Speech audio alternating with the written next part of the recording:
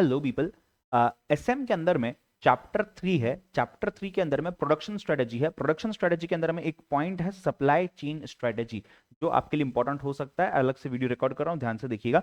Supply chain management का strategy, उसी को हम बोलते हैं सप्लाई चेन स्ट्रेटेजी। इसमें ये बताया गया है कि सप्लाई चेन स्ट्रेटेजी में आप करते क्या हो। You are actually referring to the task of managing the input and the output. मतलब इनफ्लो जब आ रहा है कोई भी सप्लायर के पास से हमारे कंपनी में, और उसी के साथ साथ हमारे पास से जो आउटपुट जा रहा है कंपनी के बाहर एंड यूजर के पास, इससे होगा क्या, हम मिनिमाइज करेंगे इन्वेंट्री होल्डिंग, हमारे पास होल्डिंग ज्यादा रखेंगे नहीं, जिससे हमारा कॉस्ट कम होगा, और मैक्सिमाइज करेंगे इन्वेंट्री टर्नओवर। ठीक है।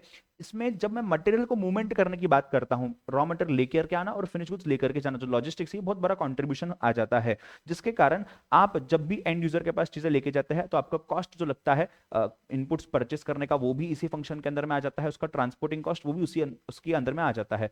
ये बोलते हैं जितने भी रेवेन्यूज उसमें से लगभग 50 से 70% आपका आ जाता है फ्रॉम ट्रांसपोर्टेशन। और आपका रेवेन्यू 30% बढ़ाइए या आपका ये कॉस्ट 3% कम करिए, आपका एंड प्रॉफिट उतने से ही चेंज होगा। तो कॉस्ट को 3% कम करना ज्यादा आसान है, is what is said in the supply chain strategy. ये करने का एक बढ़िया सा रास्ता इन्होंने दिया हुआ है जेआईटी, जिसको हमने चैप्टर 1 ऑफ ओएम में भी पढ़ा हुआ है, just in time inventory system. Just in time for inventory also, just in time for finish goods also. ठीक है।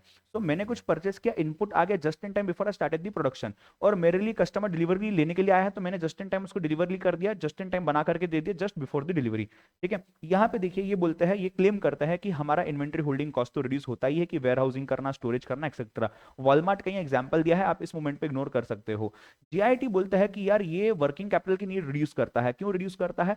बिकॉज आपने क्या करना है, आपने तो आपको इन्वेंट्री सेव ही नहीं करना है, स्टोर ही नहीं करना है, तो इन्वेंट्री स्टोर नहीं करोगे तो उसमें आपका कॉस्ट नहीं जाएगा। At the same time inventory को आप जब लेकर के आते हो तो उसको स्टोर करते हो एक्सेट्रा, उसके बाद यूज करते हो उसको आगे, तो ये स्टोर की जरूरत भी नहीं पड़ेगी, स्पेस भी कम लगेगी, और परचेस करने के लिए जो वर्किंग कैपिटल लगता है, जो सप्लायर को देना है, वो भी नहीं लगेगा। तो दोनों भी चीजें, फिक्स्ड कैपिटल, वर्किंग कैपिटल, दोनों कम कर देता है। बेसिकली आपका कैपिटल के ऊपर जो रिटर्न है ये बढ़ जाता है। लिमिटेशंस है कि आपके पास स्टॉक नहीं, तो बफर स्टॉक नहीं है, आप शॉर्टेजेस के लिए प्रिपेयर्ड नहीं हो, डिमांड बढ़ जाता है, आप उसके लिए फटाफट रिस्पॉन्ड नहीं कर पाते हो। बट उसके सोल्यूशंस ये है कि आप मल्टीपल सप्लायर रखिए। मल्टीपल सप्लायर रखोगे तो कहीं ना कहीं से मटेरियल अरेंज हो जाएगा उस समय पे। यूटिलाइजेशन प्रॉपरली करिए, एफिशिएंटली करिए, ताकि आपको ये कमी ना पड़े। उसके लिए प्लान्स पॉलिसीज बनाइए डे टू डे ऑपरेशंस के लिए।